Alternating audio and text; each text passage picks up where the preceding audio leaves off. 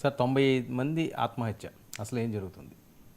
ఇది తీవ్రమైందండి. అనంతపురం జిల్లాలో గత 19 నెలల్లో 95 మంది రైతులు ఆత్మహత్య చేసుకున్నారండి. చాలా ఎక్కువ కదా. 95 అంటే నెలకు సగటున 5 మంది ఆత్మహత్య చేసుకుంటున్న పరిస్థితి.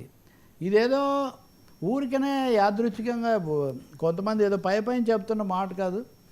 ఈ మా ప్రజాశక్తి రిపోర్టర్ కూడా స్వయంగా ఊరికి వెళ్ళి ఆ ఆత్మహత్య చేసుకున్న కుటుంబాలతో మాట్లాడి ఇస్తున్నటువంటి ఒక స్టోరీ. అది 24-25 మధ్యలో 95 మంది, 100 మంది కదా దాదాపు. అక్కడ నీళ్లు పడడం లేదు, ధరలు లేవు, వాళ్ళకు వైద్య ఖర్చులు కానివ్వండి, వ్యవసాయ ఖర్చులు కానీ భరించలేకపోతున్నారు. రైతులు వరుసగా ఇంత విషాదకరంగా ఆత్మహత్య చేసుకోవడం అన్నది నిజానికి ఆంధ్రప్రదేశ్ ప్రభుత్వానికి, సామాజిక పరిశీలన రంగంలో ఉన్న వాళ్ళకు, రాజకీయ పార్టీలకు ఒక సవాల్ లాంటిది.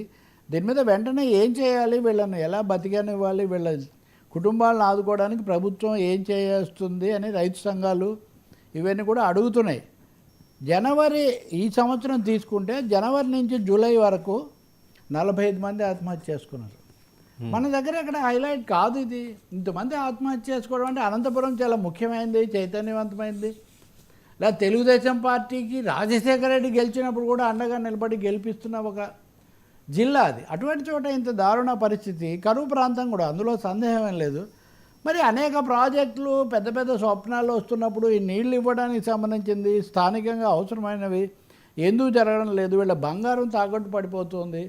ఆ కుటుంబాల్లో కుటుంబ పోషకులుగా ఉండేవాళ్ళు జబ్బుల పాలై వాళ్ళు అలా ఉండిపోతున్నారు. ఒకటి కాదు, ఆ వివరాలన్నీ కూడా అందుబాటులో ఉన్నాయి. ఇప్పటికైనా బయటికి వచ్చింది కాబట్టి దీన్ని తీవ్రమైన అంశంగా తీసుకొని మీకు తెలియదు. మనం చెప్పుకోవాలంటే పవన్ కళ్యాణ్ కూడా నేను అనంతపురం నుంచి పోటీ చేస్తానని 2019లో తన రాజకీయ ప్రచారం కూడా అక్కడి నుంచే ప్రారంభించారు. ఒక దశలో వీళ్ళకి వెళ్ళి కొంత సహాయం చేస్తానని డబ్బులు కూడా ఇచ్చిన పరిస్థితి కూడా ఉంది. కానీ ఇది చాలా విషాదకరమైనటువంటి వార్త. అనంతపురం కరువే కాదు, నిజానికి సాహిత్యము లేకపోతే చదువు వీటిలో కూడా చైతన్యవంతమైంది. ఇదొక హెచ్చరికగా తీసుకోవాల్సిన అవసరం ఉంది. ఈ ప్రాజెక్టులు లేకపోతే బనకచెర్లలు ఇవన్నీ మాట్లాడుతున్నప్పుడు తక్షణం వాళ్ళకి ఎలా ఉపశమనం కలిగించాలి, సహాయం ఎలా అందించాలి, ఎవరికి ఏముంది, ఈ నివేదిక తెప్పించుకొని అడుగులు వేయాలని నేను కోరుకుంటూ ఉన్నాను. సార్, చట్టసభలో ప్రతినిధులకు వైఎస్ సునీత లేఖ, వివేక హత్య కేసు దర్యాప్తును పునఃప్రారంభించాలని కోరిన సునీత.